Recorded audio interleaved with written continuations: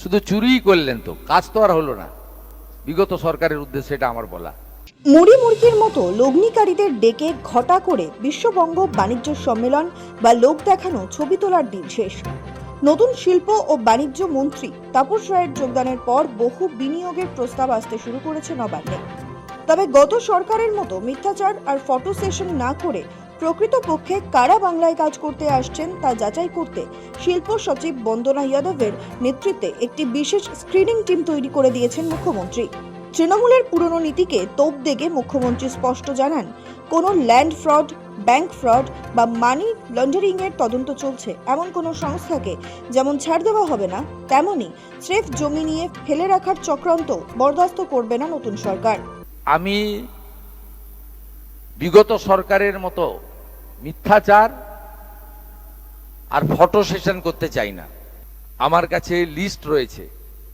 BGBS করতে গিয়ে মমতা বন্দ্যোপাধ্যায় একটি ইভেন্ট ম্যানেজমেন্ট সংস্থাকে মোট 635 কোটি টাকা দিয়ে গেছেন। 635 কোটি টাকা একটি ইভেন্ট ম্যানেজমেন্ট সংস্থাকে। এরও তদন্ত হবে। তদন্ত শুধু নয়, মামলা আমরা করব এবং প্রয়োজন হলে মানি লন্ডারিং যারা ইনভেস্টিগেট করে তাকেই হ্যান্ডওভার করব। আমরা ছাড়বো না, ছাড়ার জন্য তো মানুষ বসায়নি। পূর্বতন তৃণমূল সরকারের আমলে বছরের পর বছর বিশ্ববঙ্গ বাণিজ্য সম্মেলন হয়েছে। এলাহি আয়োজন করতে গিয়ে খরচ হয়েছে কোটি কোটি টাকা। প্রতিবারই বলা হয়েছে দেশ বিদেশের শিল্পপতিরা বাংলায় বিনিয়োগে রাজি হয়েছেন বলেই দাবি করতেন প্রাক্তন মুখ্যমন্ত্রী মমতা বন্দ্যোপাধ্যায়। অথচ বাস্তবায়িত হয়নি কোনো পরিকল্পনা। বাংলায় সেই শিল্প খরা। ক্ষমতার পালাবদলের পর থেকে রাজ্যকে শিল্পমুখী করাই লক্ষ্য বিজেপি সরকারের।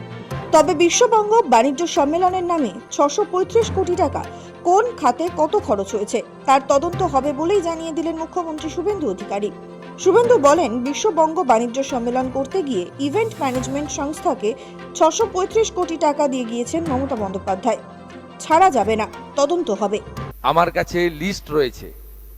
বিজিবিএস করতে গিয়ে মমতা বন্দ্যোপাধ্যায় একটি ইভেন্ট ম্যানেজমেন্ট সংস্থাকে মোট 635 কোটি টাকা দিয়ে গেছেন। আমরা ছাড়বো না, ছাড়ার জন্য তো মানুষ বসায়নি। পুষ্পাদের হালত তো দেখতেই পাচ্ছেন আপনারা।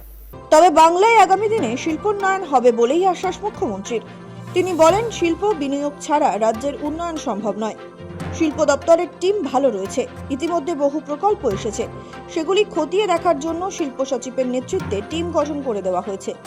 ছোট, মাঝারি, বড় শিল্পের মাধ্যমে কর্মসংস্থানের ব্যবস্থা করাই লক্ষ্য। শিল্প ও পুনর্গঠন দপ্তরের দায়িত্ব পেয়েছেন এই রাজ্যের অত্যন্ত সিনিয়র 5 বারের এমএলএ তাপস রায়। শিল্প দপ্তরের টিমও ভালো রয়েছে। ইতিমধ্যে আমার কাছে বহু বহু প্রকল্প এসে গেছে। আমি বিগত সরকারের মতো মিথ্যাচার আর ফটো সেশন করতে চাই না। আমি এক্ষেত্রে প্রপোজালগুলো খতিয়ে দেখার জন্য শিল্প সচিব বন্দনা যাদবের নেতৃত্বে টিম বানিয়ে দিয়েছি।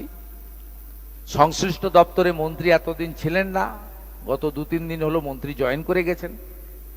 তারা প্রাথমিক ঝাড়াই বাছাই করার পরে খুব খোলা কথাই বলে দিই, যতগুলো রাজ্য অর্থনৈতিকভাবে এগিয়েছে শিল্প বিনিয়োগ এর ভিত্তিতেই এগিয়েছে।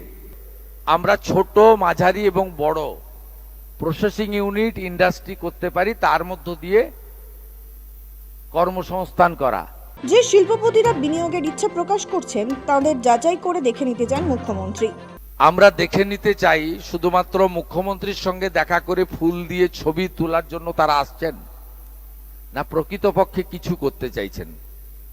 প্রথমত, বিগত দিনে তারা যদি গুড বিজনেস প্লেয়ার হয়ে থাকেন, ব্যাংক ফ্রড করেছেন কিনা, ল্যান্ড ফ্রড করেছেন কিনা এবং তাদের বিরুদ্ধে কোনো ধরনের মানি লন্ডারিং সহ তদন্ত চলছে কিনা, এগুলো দেখা আমার প্রাথমিক কাজ। দ্বিতীয় হচ্ছে, তারা পশ্চিমবঙ্গে জমি নিয়ে রেখেছেন অথচ ইউনিট তৈরি করেছেন কিনা। আবার নতুন করে সম্পর্ক স্থাপন করে ওই জমিগুলো শুধু রক্ষা করতে চাইছেন কিনা। তৃতীয় হচ্ছে তারা আসছেন কাটসিমিট করতে, না ডেস্টিনেশন বেঙ্গল একটা নির্দিষ্ট পরিকল্পনা নিয়ে আসছেন যেখানে আমি তাকে 70 জমি তুলে দিতে চাইব। সুতরাং আগামী দিনে ডবল ইঞ্জিনের বাংলায় উন্নয়নই যে একমাত্র লক্ষ্য তা বারংবার স্পষ্ট করে দেন মুখ্যমন্ত্রী শুভেন্দু অধিকারী। অর্থনৈতিকভাবে এগিয়ে যাওয়া ভারতের অন্যান্য সফল রাজ্যগুলির মডেল তুলে ধরে মুখ্যমন্ত্রী স্পষ্ট করে দিলেন, সদিচ্ছা আর সঠিক অর্থনৈতিক পরিকল্পনা থাকলে এই রাজ্যকেও সম্পূর্ণ বেকার শূন্য করা সম্ভব। সৌভিক সান্যালের রিপোর্ট, সময় কলকাতা।